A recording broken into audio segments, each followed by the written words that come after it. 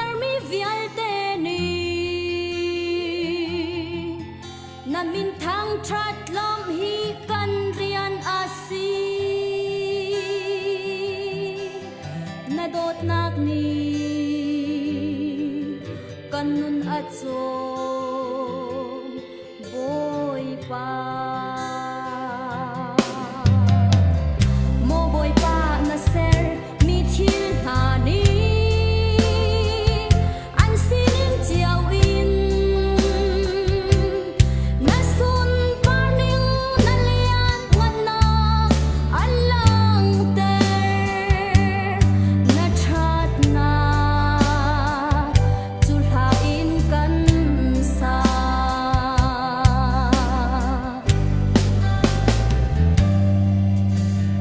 na ser mi thil zau tik a mi nung ni hal ding le ro pha kho ding si lo really le van sham na si ning rua a mo kan pathian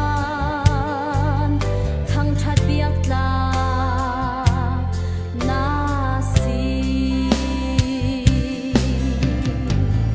mo boy pa na ser mi thil ha ni an sining chiao in na sun parning na liat ngan na an lang ter na that na chul ha in kan sa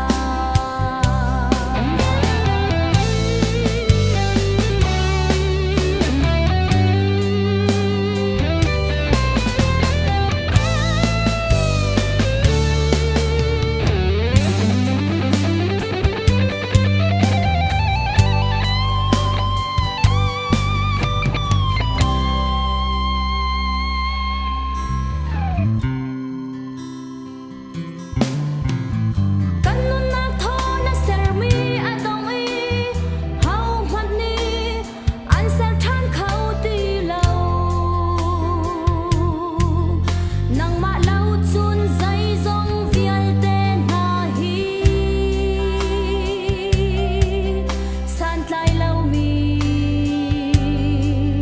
pak palong men an si mo boy pa na ser mi thil ha ni an sining chiao in na sun parning na lian ngan na an lang ter na that na chul ha in kan sa mo boy pa na ser